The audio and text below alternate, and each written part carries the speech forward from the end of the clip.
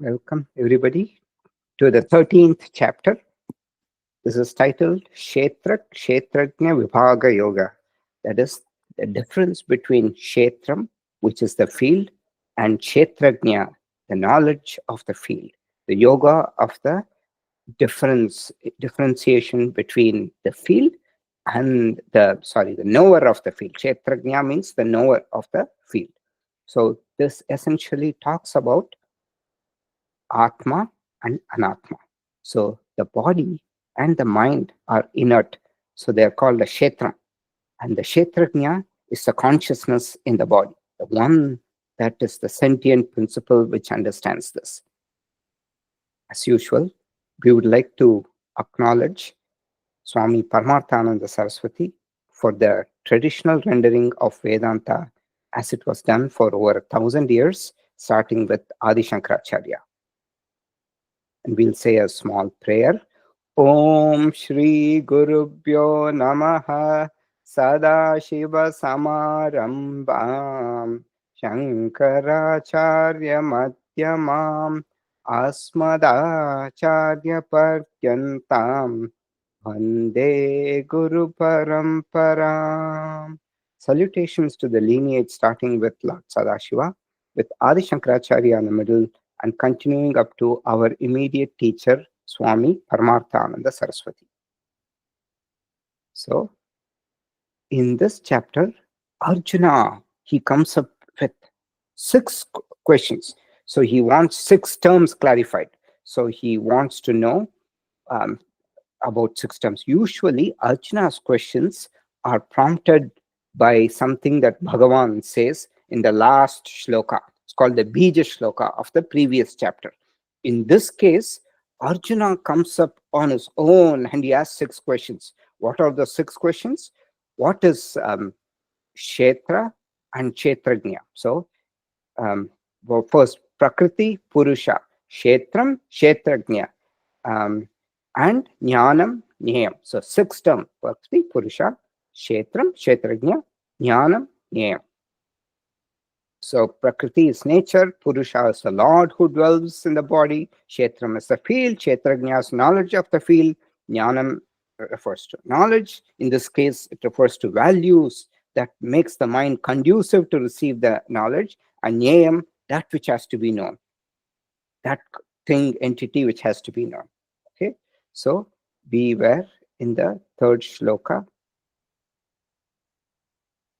We saw that the body is called Kshetram because that Shiyate, which is constantly getting destroyed, is the body. So body is not something to be glorified about. It is an important tool, but one shouldn't get carried away.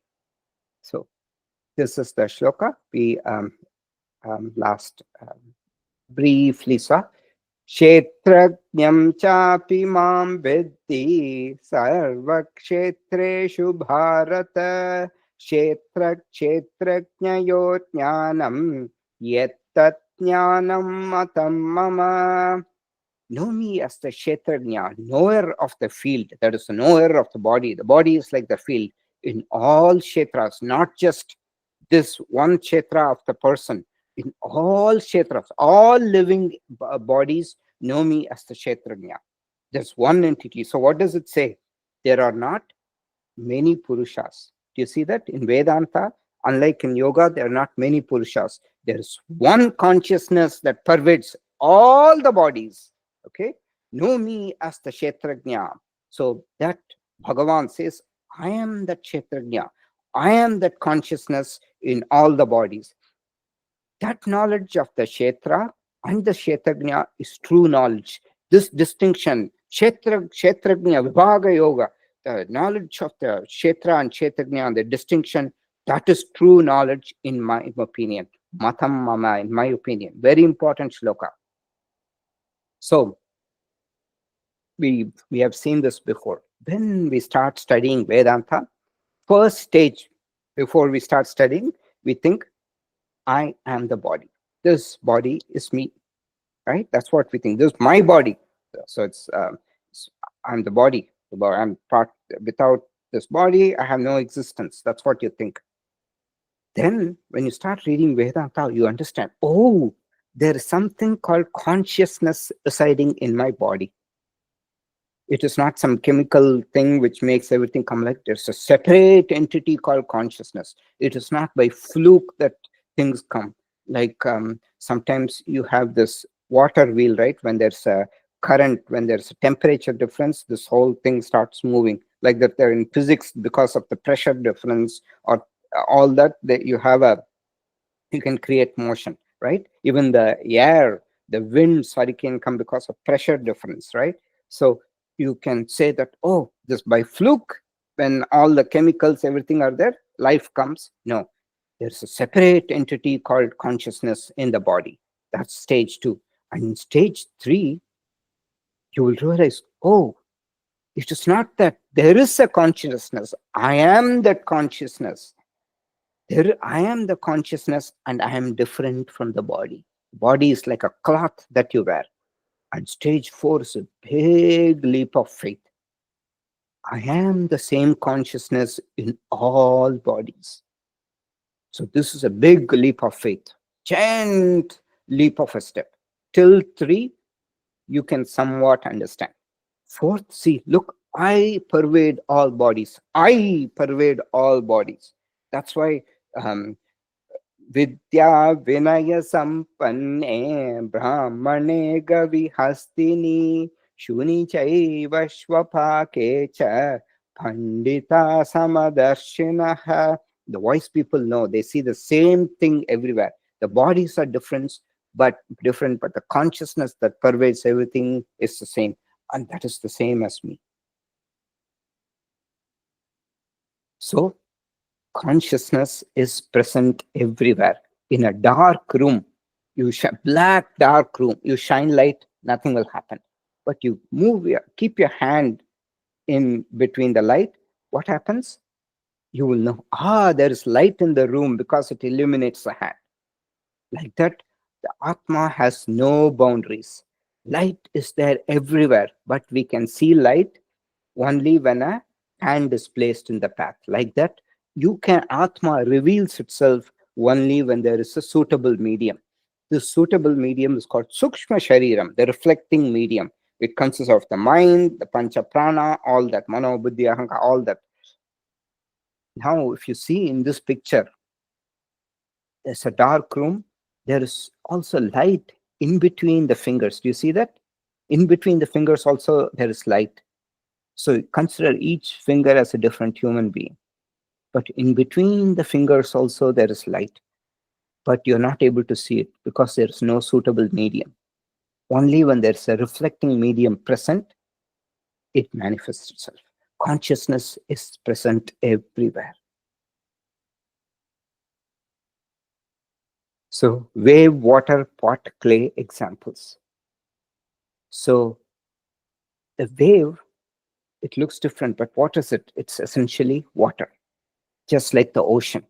The pot, it looks different from a lump of clay, but essentially what is it? It is clay. So consciousness is like the water, consciousness is like the clay. The clay manifests as different name forms, like a clay pot, a clay vessel, a clay idol, all that. But it is clay. So the true nature is just clay. There are names and forms like that. There are names and forms with a body. I am a human being, male, all that. But in essentially, what am I? I am that consciousness. तच्छेत्रं यच्च यादृक् च यद्विकारि यतश्च यत् स च यो यत्प्रभावश्च तत्समासेन मे शृणु. And what is that kshetram? What is it like? Tat kshetram yat cha means that kshetram, yat cha. What is that kshetram? Yadrik cha means what is it? Yeah, drik means like. Yadrik cha means what is it like? Yadrik cha is and. Okay. Yat vikari. And what are its modifications? What yat means what? Vikari, modifications. What? Modifications. So it just means what modifications. So what modifications cause this kshetram to happen? This field, what are the modifications that cause this? And yatascha yat, that literally means what comes from what. Yata cha yat. What? Yataha, from what comes what. What comes from what. That is, what effects come from the causes in the kshetram. The causes like the mind, the gunas cause certain effects, that is the karma palam. What effects come from what causes in the kshetram? What modifications cause this body? The body is caused by the karma, right? And what affects our actions um, comes from what causes the guna, causes karma palam. So it's a never ending cycle. The effect creates the body, then the body, because of the gunas in it, creates more effects. So it's a cycle. Effect, cause, cycle. Okay. Yataschayat, that is, what effects come from what causes in the kshetram. Sachayo yat prabhavascha. And who, Sachayaha, who is he, who that he or that refers to kshetrajna, who that kshetrajna is. Sachayaha yat prabhavascha. What does it mean? Yat prabhavascha means of what glory, prabhava, glory, what glory this kshetrajna is. That samasena me shrunu, that briefly hear from me now. So Bhagavan wants to give a very brief introduction. So if you see the contents of the 13th chapter, because Kshetra, it's like an introduction. He's giving a brief introduction to Kshetram and Kshetrajna till the 5th shloka. Okay.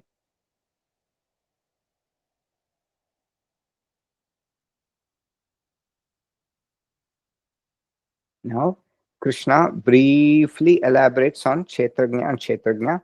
So we saw Yat Vikari, Kshetram consists of cause and effect. Yat Vikari, what modifications cause it? This is called Karanam. What are the causes for this Karanam? Yatascha, what effects come from those causes in the Kshetram? This is called Karyam. Karyam is the effect, Karanam is the cause. Janma and karma come in kshetram, cause and effect. The janma, this body, comes from our previous karma, and this body causes future karma. Continuing. Rishibhir bahuda geetam chandobhir vividai pratak brahma sutra padaishchaiva hetumhatbirvinishchitaihi. This Kshetra and Kshetrajna, this, so Rishibir Bahuda Gitam has been sung by rishis in Bahuda Gitam in many ways.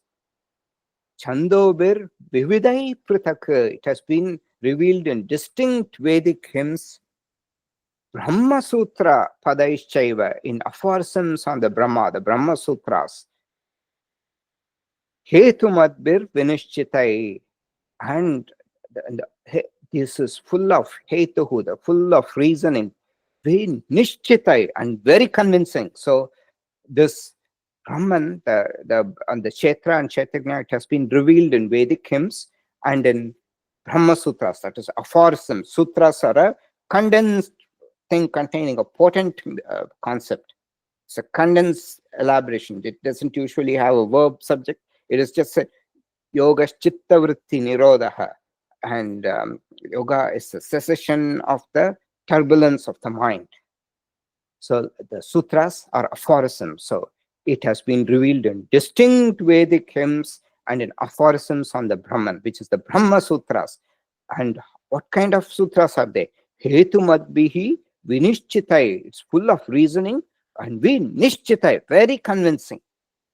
Brahma Sutra is the logical analysis of the philosophical portion of the Vedas, composed by Veda Vyasa. It's about 555 sutras. It consists of the Jnana Kanda or the Vedanta. The last, towards the end of the Vedas, it is the Jnana Kanda or the Veda Anta, the end portion. It is the Upanishads, is also it's what's called. It is a logical analysis of the philosophical portion of the Vedas. That is the Upanishads. Then there are Purva Mimamsa Sutras, logical analysis of the ritualistic portion of the Vedas. This is Karma Kanda or the Veda Purvaha.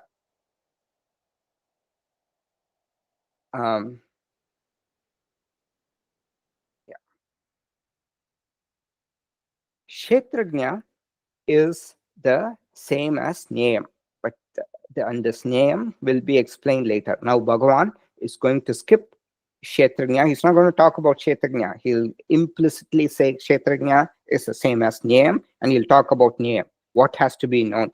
And he's now going to skip, he's given the introduction. I said the first 5 shlokas. He's talked very briefly about Kshetram and Kshetrajna. Is just glorifying, is arousing interest. This has been sung in the Vedas. Rishis have sung it. So he's arousing Arjuna's interest. And then he doesn't talk about Kshetrajna now. He just goes directly to Kshetram. Kshetram is explained. What is Kshetram? The field. It is the divisions of the objective universe. What is the objective universe? That which you can see. So there are 24 tattvams, categories, that are borrowed from Sankhya philosophy. So just like science is divided into physics, chemistry, biology, further chemistry is divided into physical chemistry, inorganic, organic chemistry, like that.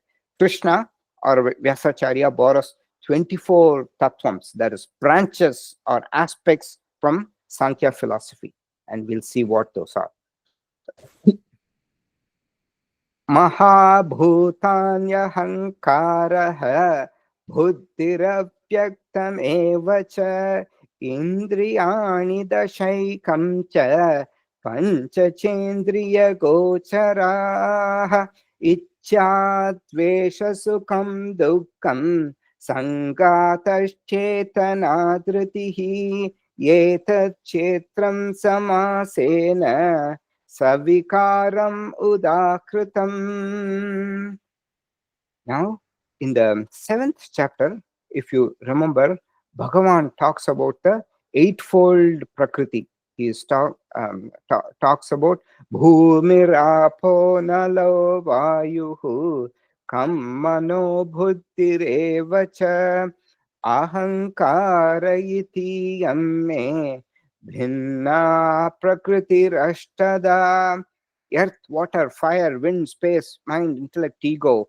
This Prakriti of mine is divided into eightfold way. So Bhagavan has introduced that. Now he is further elaborating on that, and he's elaborating. So Mahabhutani, Ahankaraha, Buddhir Avyaktam Evacha. So it's very condensed, okay?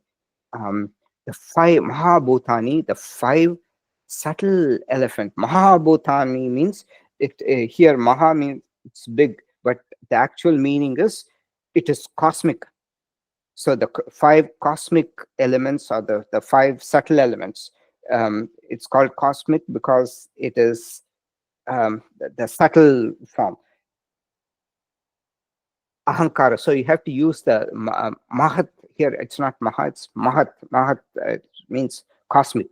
So cosmic elements, and you have to add the Mahat to everything. Cosmic intellect. What is cosmic intellect? Apparently, just like this body, this field has an intellect, right? And the consciousness within this field is called the Atma. The consciousness in the entire universe is called Brahman. Like that, you can think of the entire universe as a body, apparently. And there's a cosmic intelligence, there's a cosmic ego. The ego is that instead of saying, I am this human being, male, whatever, Indian ethnicity, all that, you can see the universe also has a cosmic ego. That's I, the universe. Ahankaraha, Mahat Ahankaraha, Mahat Tattvaha, the cosmic intellect, and the avyaktam, the unmanifested cause. What is the unmanifested cause? That is the Maya. We've talked about this many, many, many times. What is Ishvara? Anybody? Can you answer? What is the definition of Ishvara in Vedanta? I've said this many times. Patya, Anuji, Lataji, Jayalakshmiji. What is the definition of Ishvara? We've seen this many, many times. Take a guess. Patya? Consciousness? And I don't know. and there's something, fill that and. We've talked about Ishvara manifesting as everything, right? And what is that and? I'm blanking out. I don't know. Just use a word. There's consciousness and there's something else. Matter. Matter. Okay, good. So, yes, Ishvara is consciousness and matter.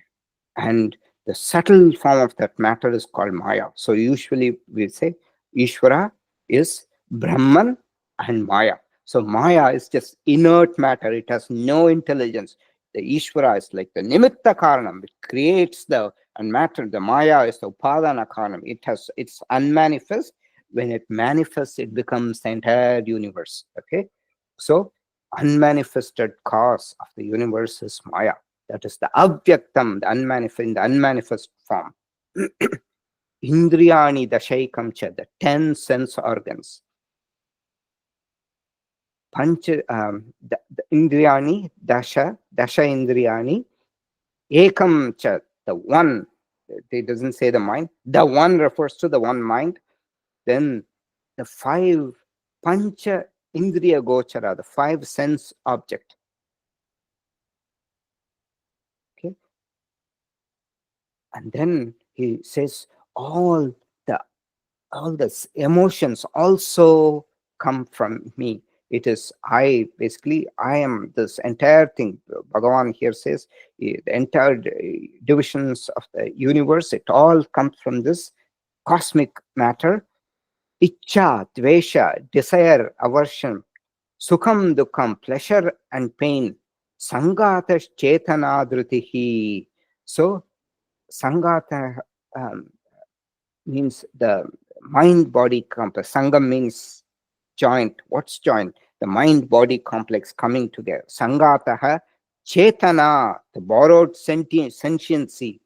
Dhritihi, fortitude.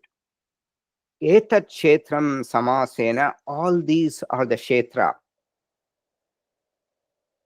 Sa vikaram udahritam, which has been briefly etat kshetram samasena sa vikaram udahritam. Vikaram means modification.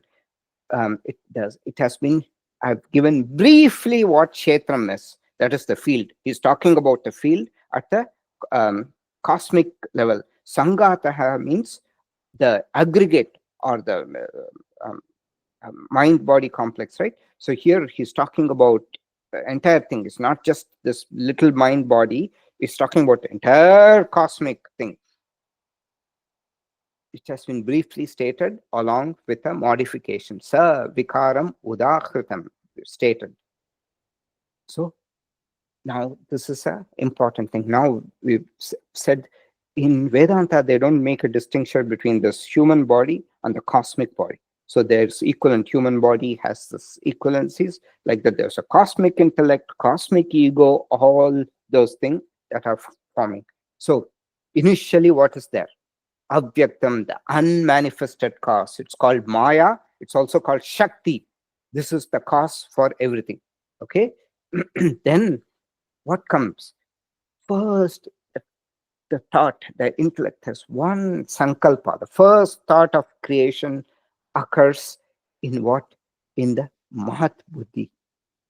So there is this mind that's getting formed. There's a cosmic mind, just like when a baby is born, there is a first thought that comes.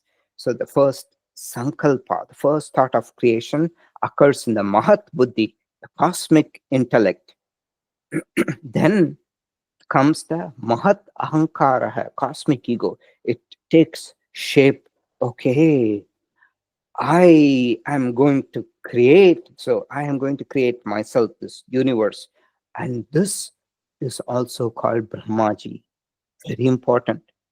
Brahmaji is not this guy with the beard sitting in Brahmaloka, in the seventh heaven. We've seen Brahmaloka, right? Everybody remember? Brahmaloka, the seventh heaven, the highest heaven from which you can get liberation. It's not this old man sitting there. It is this cosmic ego, that which says, oh, now I know how I'm going to form myself. I'm going to form as the universe, planet, stars, living beings, all that. It is Samashti Ahankara, or it's also called Hiranyagarbha. It is the cause for the 5 subtle elements, the Mahabhutani. Now, how do I go about creating the planets? I have to create these 5 subtle elements. And from the 5 subtle elements, these are very subtle. And then from that comes the gross elements, Mahat Bhutani, the 5 subtle elements are produced, and from this come the 5 gross elements. So that is creation explained in, that's how it's explained in Vedanta. So the first line of 13.6 is discussed here. So 13.6, Mahabhutan Ahankaraha Buddhir Avyaktam Evacha. Okay, so that is what is explained. Avyaktam Buddhi Ahankaraha Mahabhutan Ahankaraha Buddhi Avyaktam is given in the opposite order, but it goes this way. Mahabhutan Ahankaraha Buddhir Avyaktam Evacha. So the Chandogya Upanishad is one Upanishad which talks very in great detail about creation. Maya is this unmanifested thing, which is the Upadana Karana, that is the material cause. So Bhagavan has talked in the 7th chapter, Daivi Kyesha Gunamayi Mama Maya Duratyaya Mame Vaye Prapadyante Mayam Etam Tarantite. It's very difficult to cross this Maya. It's only by surrender to me one can cross. So the Maya is this unmanifested. Maya plus Brahman is called Ishvara. Okay, this you have to remember. Ishvara is nothing but Maya and Brahman. Maya is the unmanifest matter. Okay, then the uh, the 10 Indriya, Dashaika Indriyani, right? Bhagavan has talked about the 10 sense organs. What are the 10 sense organs? We've seen this many times. The 5 Jnana Indriyas and the 5 Karma Indriyas.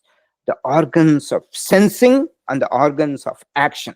So, Jnana Indriyas are Shrotram, the ears that it hears. So, there's a difference between Golakam and the cognitive power. So Gohalakam refers to the organ, the ear, eardrum, all that. But then there's a power of perception. That is the Indriya. So Shrotram, power of perception behind the ears. Chakshuhu, the power of perception behind the eyes. Sparshanam, perception behind the sense of touch. Rasanam, perception behind the sense of taste. And Granam, perception behind the sense of smell. And what are the 5 karma indriyas? Vak, the organ of speech. Pani, the hands. Padam, the feet. Payu, the anus or the organ of excretion. Upastha, organ of reproduction. These are the 5 organs of action, 5 organs of perception, or the jnana indriyas. Okay. Then there is Bhagavan. Let's go to this shloka.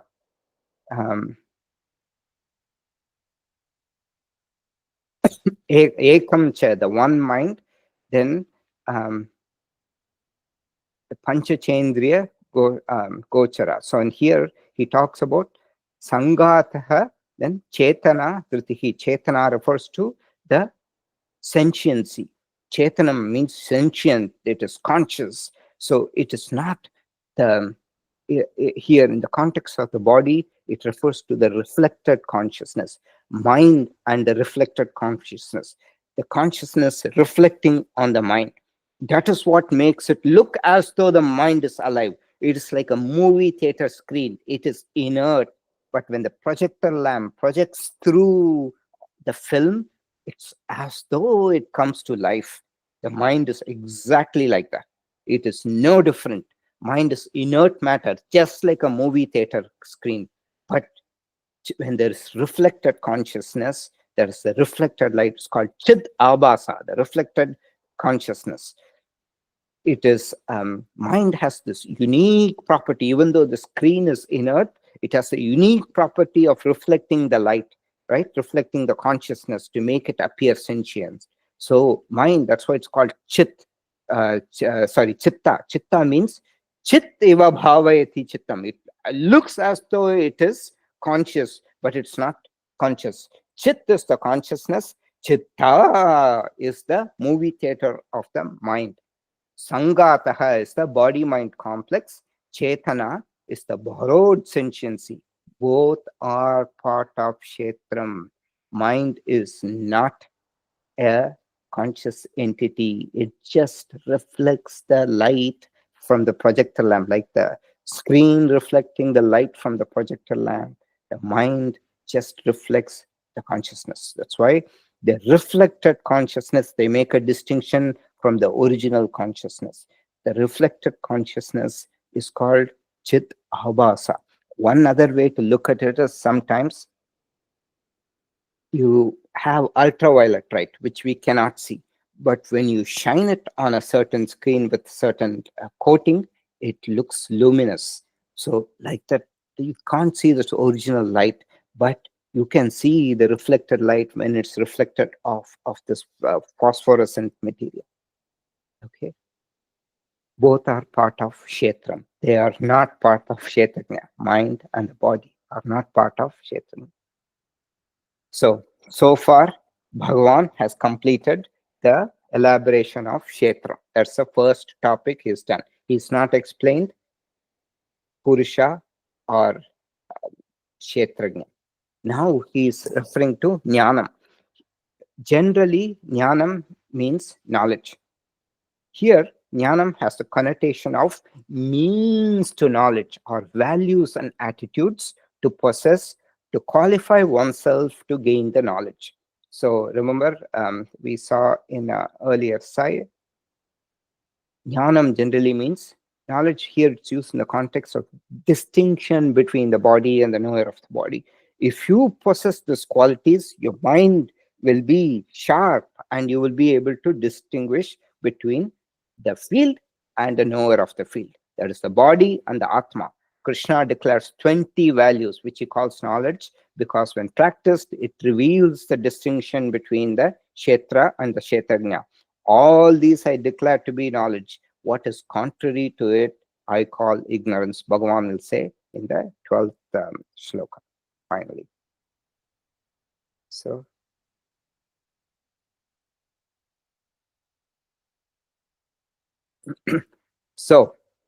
here there are 5 shlokas together. It's like one sentence. Traditionally, this is sung together. Let's see how it goes. Amanitvamadambitvam ahimsa kshantirarjavam acharyopasanam shaucham saivyamaatma vinigraha indriyateshu vairagyam anahankara evacha janma mrityu jara vyadihi dukkha doshanudarshanam asaktirana bishwangaha putradhara gruhadishu nityam cha samachittatvam ishtanishtopapatishu maichan anya yogena bhaktiravyabicharini vivikta desha sevitvam aratirjana samsati adhyatmanyana nityatvam tattvajnanartha darshanam yetat jnanamiti proktam ajnanam yatatonyata. So he is talking about 20 values. First starts with amanitvam. Manitvam means self-conceit or self-admiration. Manitvam. Amanitvam means lack of self-conceit and self-admiration. It is humility. This is an aspect of the mind. You don't show off, but you think, oh, I am better looking. I am more intelligent. Then dhambitvam. So these two are very similar. Dhamba means like pride, like um, so it is the arrogance. So you wear a costly dress, you show off, drive fancy cars to turn heads. Dhambitvam is expressed through outside action.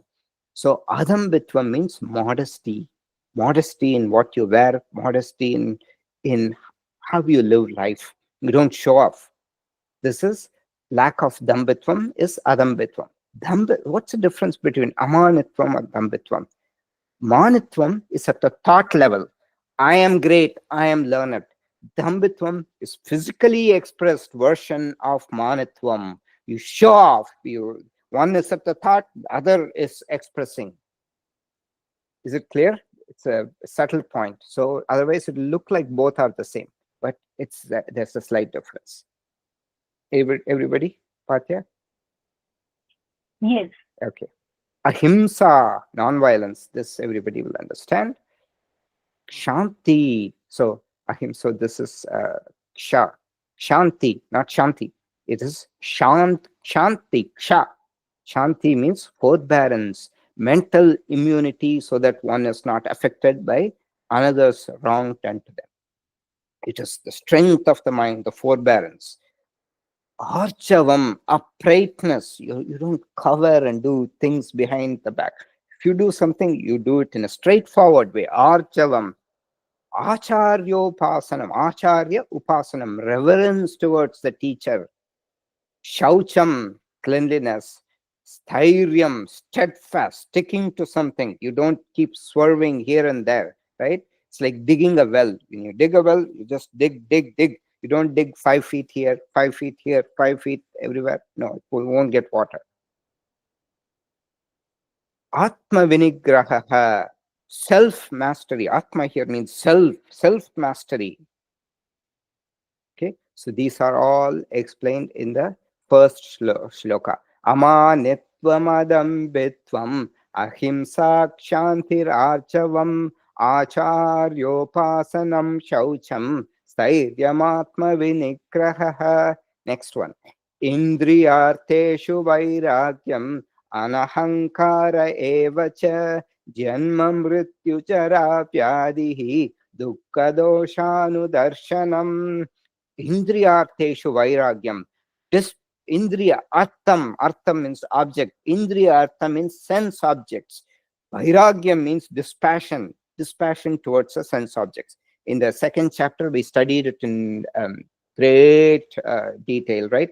Yatatokyapi kaunteya purushasya vipaschitaha indriyani pramatini haranti prasabam manaha. Even for a very wise person, yatati means one who's very self-controlled. Even for a yatati, this indriyani can pramatini, all the senses can just sweep one's mind, even a person with a lot of restraint. Haranti prasabam manaha. So we saw that in the second chapter in great detail. Sthita prajna, in the description. And the sixth chapter also about a yogi, one who has self-control. We saw about dispassion towards sense objects. Okay. Anahankara, absence of egoism at the verbal level. Ahankara means self-conceit. We also saw before manitvam. So there are three things that he's using. Manitvam, dhambitvam, and ahankara, ego. So what's it's a subtle difference. So amanatva, why is Krishna repeating all these things? Amanatva means freedom from self-conceit at the thought level. So here ahankara means it is absence of egoism at the verbal level. So there are three things at the thought level. Here that's amanitvam. Anahankara means at the verbal level, and then ahadhambitvam means showing it with your body and your lifestyle. So there are three levels in which you shouldn't show off. Anahankara means freedom from self-conceit at the verbal level. So Krishna is that's the reason he's repeating previously what said amanatvam as anahankara here. So subtle differences.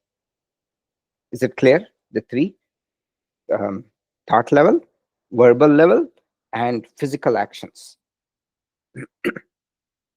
Janma mrityu jara vyadihi dukkha doshanudarshanam.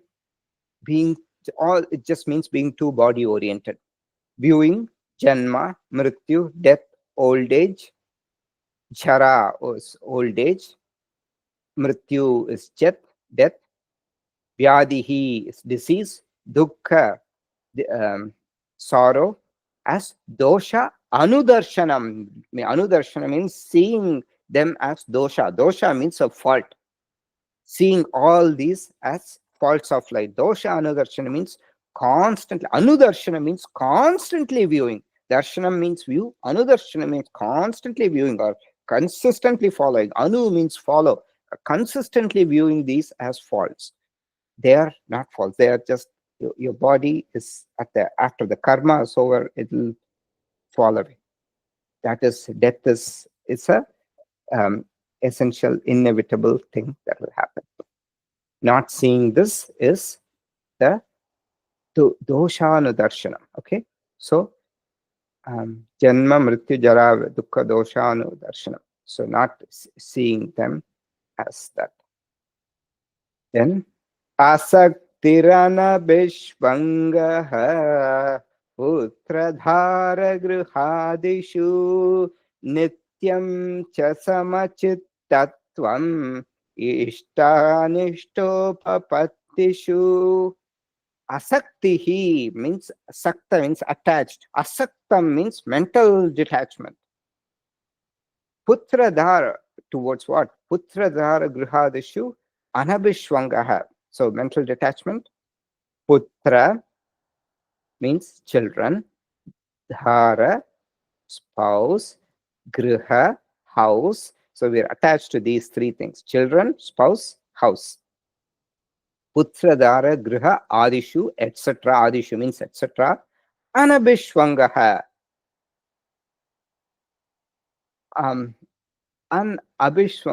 So this word means, it's not saying you shouldn't be attached. Over or intense attachment. Anabhishvangaha means over or intense attachment. So attachment is some amount of affection is fine, but over attachment is what happened to Dhritarashtra. He was overly attached to his son and couldn't see through his mistakes. Duryodhana's mistake. Okay. Nityam samachittatvam, even-mindedness on the arrival of Ishta, Anishta, Upapattishu. Ishta, Anishta, Upapattishu. Upapattishu means on the arrival, Upapattishu on the arrival of Ishta and Anishta, favorable and unfavorable situations.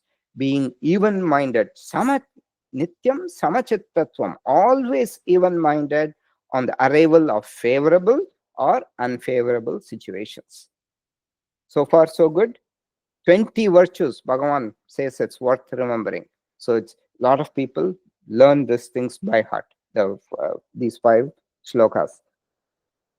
Mai chan anya yogena bhaktiravya bicharini vivikta desha sevitvam aratirchana samsadi.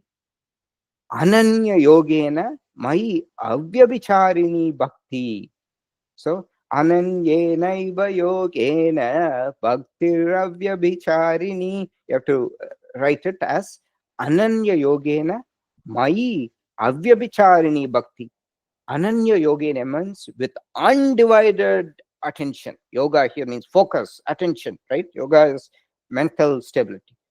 Ananya, with undivided attention. Avyabhicharini bhakti means a devotion which is unflinching, unswerving, with undivided attention of the mind. A bhakti, a devotion which is unflinching, unswerving, and one pointed.